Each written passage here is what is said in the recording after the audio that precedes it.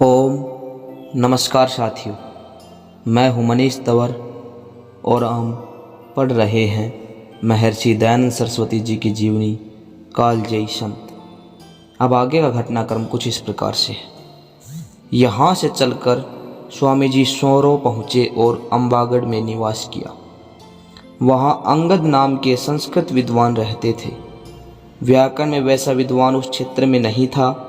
मूर्ति पूजा का पक्ष सिद्ध करने के लिए वे स्वामी जी से शास्त्रार्थ करने के लिए उपस्थित हुए। स्वामी जी सरल संस्कृत धारा प्रवाह बोलते थे। उन्होंने बोलना आरंभ किया तो श्रीमान अंगद जी स्वामी जी से अभिभूत होकर कोई भी ऐसा पुष्ट प्रमाण प्रस्तुत नहीं कर सके जिससे मूर्ति पूजा सिद्ध हो सकती थी। अंत में उन्होंने कहा कि स्वामी जी का पक्ष ही सत्य है और वे स्वामी जी के भक्त बन गए। रंगाचार्य ने जब यह सुना कि पंडित अंगद भी स्वामी जी के सम्मुख नहीं ठहर सके तो वे भी स्वामी जी के समीप आने का साहस न जुटा सके। चिदघनानंद स्वामी को जब यह जानकारी मिली कि सोरो में विराजमान दयानंद नाम के साधु मूर्ति पूजा का खंडन करते हैं तो वे शास्त्रार्थ करने के लिए सोरो में उपस्थित हुए और स्वामी जी तक अपना मंतव्य भिजवा दिया। स्वामी जी इस कार्य के लिए सदैव उद्यत रहते थे। स्वामी जी ने तुरंत उन्हें सूचना भिजवा दी कि जब आपकी इच्छा हो तब मेरे निवास पर आकर मूर्ति पूजा के संबंध में चर्चा कर सकते हैं और यदि आप न आ सकें तो मैं स्वयं आपके डेरे पर उपस्थित हो जाऊंगा। परंतु जब तक उन्हें स्वामी जी की तर्क शक्ति, उनके संस्कृत ज्ञान और विद्वता की जानकारी मिल गई थी, इसीलिए उन्होंने इस विषय में फिर से कोई चर्चा नहीं की।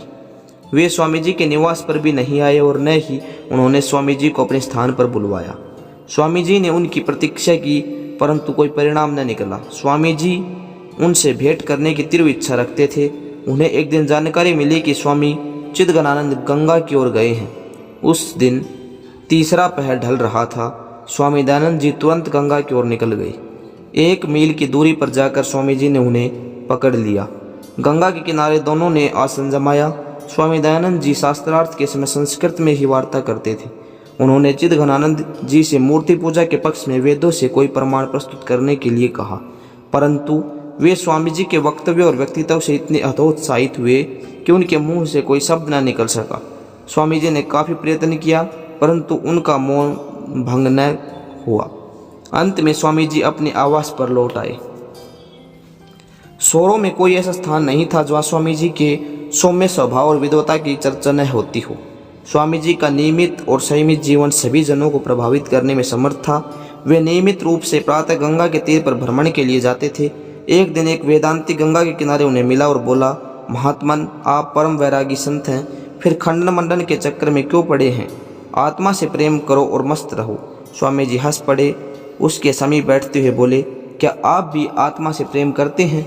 साधु ने कहा, और क्या, मैं असत्य भाषण कर रहा हूँ। मैं उस आत्मा से प्रेम करता हूँ जो चींटी से लेकर हाथी तक में विद्यमान है। स्वामी दयानंद अब गंभीर हो गए थे। उन्होंने उस साधु से कहा, आपको सत्य बोलने का भ्रम हो गया है। यदि आत्मा से प्रेम कर लेते तो स्वयं तक सीमित न रहते, कभी से जन सेवा के लिए समर्पित हो गए होते। आप अपने भोजन, वस्त्र और आवास तक सिमटे हुए हैं।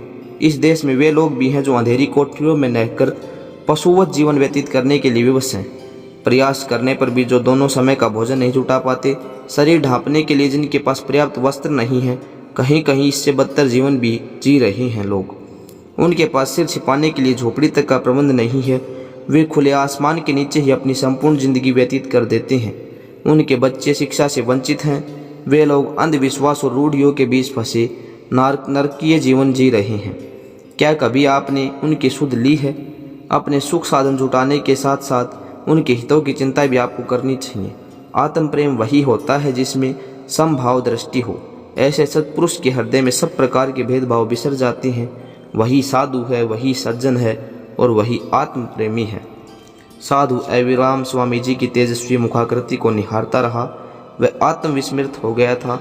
श्रद्धावनत हो उसने श्री चरणों की वंदना की और अपने अपराध भाव को क्षमा करने की प्रार्थना की। यहाँ से चलकर स्वामी जी शाहबाजपुर में पधारे। वही उन्हें अपने आदर्श गुरु के महाप्रयाण की सूचना मिली। वे उदास हो गए, कुछ देर शांत रहे, फिर खिन्न मन से बोले, आज व्याकरण का सूर्य अस्त हो गया।